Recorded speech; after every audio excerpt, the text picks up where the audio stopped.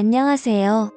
저는 결혼한 지 1년 된 직장을 다니고 있는 새색시인데요. 보통은 결혼한 지 1년도 되지 않은 신혼부부라면 알콩달콩 정말 사랑의 온도가 뜨거울 텐데 저희는 그런 사람들처럼 일반적이지는 않습니다. 아니, 정확히 말하면 일반적이지 않았습니다. 저도 회사를 다니고는 있지만 저희 남편은 자그마한 무역회사를 운영하고 있는데요.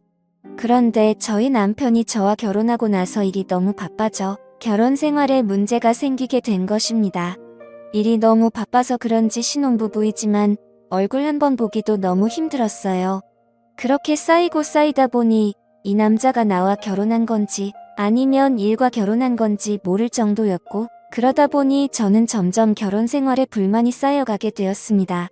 그리고 남편에게 남아있던 사랑마저도 차갑게 식어만 가고 있었습니다. 당연히 남편을 볼 때마다 불만을 말했고 자연스럽게 다툼도 많아지게 되었는데요. 하지만 남편은 바뀌려 하지 않았고 저는 점점 더 외로워져만 갔습니다. 그렇게 외로움을 앓고 있던 시기에 정말 우연히 고등학교 동창이었던 친구에게 연락이 온 것이었는데요. 그 친구는 학창시절 저를 좋아해 주었던 남자였습니다. 어떻게 지내냐 이야기를 나누다 자연스럽게 밥도 먹고 차도 마시고 친해지게 된 것이었죠. 그것을 계기로 저는 결혼을 했지만 이 친구와 연애를 시작하게 되었습니다. 그리고 이 친구는 제가 결혼했다는 사실을 까맣게도 모르고 있었는데요. 그렇게 저는 새로운 사랑을 알콩달콩 키워나가고 있었습니다. 남편과 하지 못했던 데이트를 그 남자가 대신해 주었고, 그동안 남편에게 느끼지 못했던 사랑을 아낌없이 보여주었습니다. 그렇게 남편 몰래 2달 정도 그 친구와 연애를 했는데요.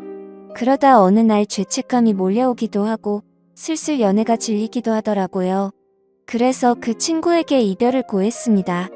남자는 짧은 연애에 이별을 쉽게 받아들이지 않으려 했지만 저는 그런 남자를 뒤로하고 쿨하게 헤어졌습니다. 이별을 하고 저는 더 이상 죄책감을 느끼지 않아도 된다는 마음에 정말 홀가분하게 집에 들어갔는데요. 그런데 이게 어찌된 영문인지 그날따라 남편이 집에 일찍 들어와 있었습니다.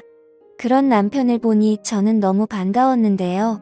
하지만 남편은 저를 반겨주지 않았고 제가 남편 몰래 개설했던 인스타그램의 사진들을 들이밀며 제가 바람피우고 있었다는 것을 모두 알고 있더라고요. 도대체 어찌된 일이냐며 저에게 진실을 요구했지만 저는 그동안 저와 대화하려 하지 않았던 남편에게 별다른 변명을 하지 않았습니다. 그런데 이상하게도 남편은 그동안 자신이 미안했다며 오히려 저에게 사과를 하는 거지 뭐예요.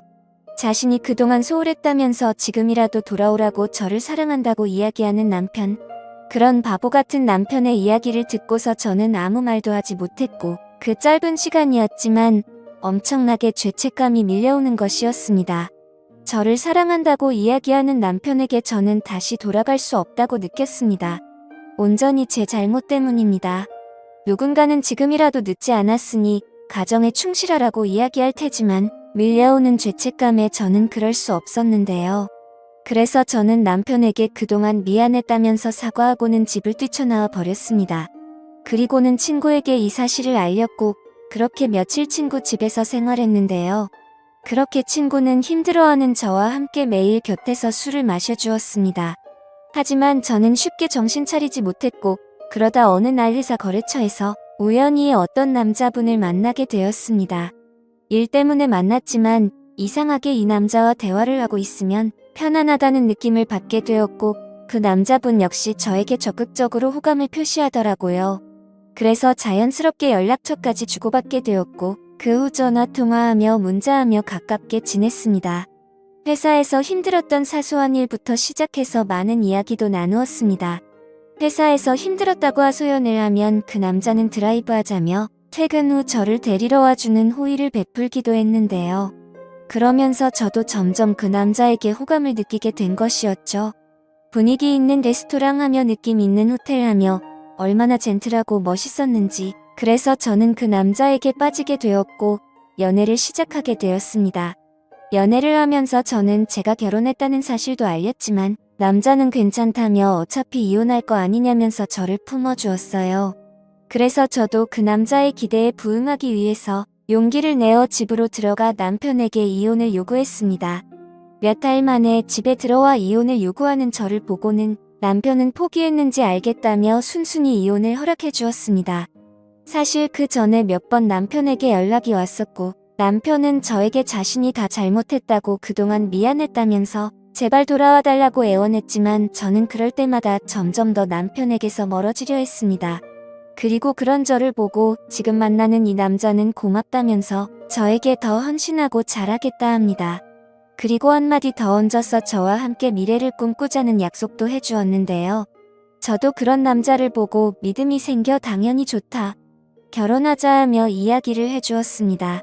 그런데 이상하게 이 남자는 결혼 준비는커녕 그 이후로 결혼에 대해서 한마디도 입 밖으로 꺼내지 않더라고요. 그러면서 이 남자와 다툼도 많아지게 되었습니다. 그러던 중 어느 날 정말 우연히도 그 남자의 진실에 대해서 알게 되었을 뿐만 아니라 결혼을 미루고 있는 이유에 대해서도 한 번에 모든 것을 알게 되었습니다. 알고 보니 이 남자는 저처럼 결혼한 유부남이었던 거지 뭐예요.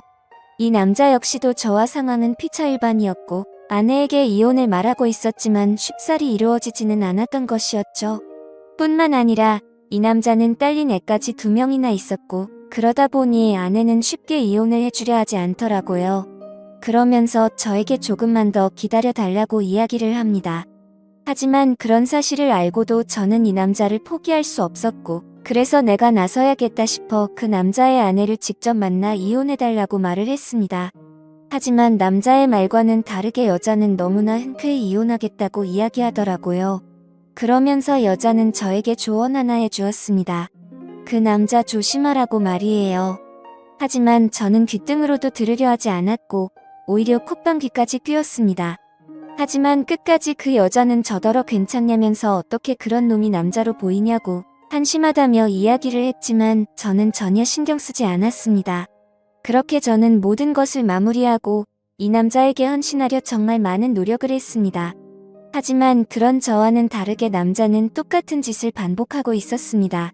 정말 다정한 것만 같았던 이 남자는 저에게 잦은 폭력과 폭언을 일삼았고 밖에서는 술과 여자를 만나며 바람을 피우고 살더라고요. 그래서 저는 이 남자의 전 와이프가 왜 그렇게까지 쉽게 이혼을 해주었는지 그제서야 알았고 정신 차리게 되었습니다. 그러면서 이 남자의 전 와이프가 말해주었던 이야기들이 그제서야 떠올랐고 저는 도대체 내가 무슨 짓을 저질러 버린 것인지 하며 후회를 일삼았습니다. 하지만 모든 것을 포기하고 이 남자에게 올인했던 저는 어떻게 해서든 이 남자를 바로잡아야겠다 싶어 가진 노력을 해보았지만 뜻대로 되지는 않았습니다. 그러다 보니 이 남자의 전 와이프가 얼마나 힘들게 살았을지 생각하게 되었고 지금 또 이 남자에게 놀아나고 있을 다른 여자들을 생각하니 마음이 쓰러졌습니다. 저 또한 이런 저 때문에 힘들어했을 전 남편이 다시금 떠오르게 되더라고요. 그래서 전 남편에게 미안하다며 연락을 취해보려 노력했습니다. 하지만 전 남편은 다른 여자와 재혼해 저와의 생활은 잊었는지 해맑게 웃으면서 찍은 사진을 프로필 사진으로 해놓고 행복한 가정을 꾸리고 있더군요. 그래서 저는 제가 잘못한 일에 대해서 반성하고 이게 다 내 업보겠거니 하며 전 남편을 포기하고 행복을 빌어주었습니다.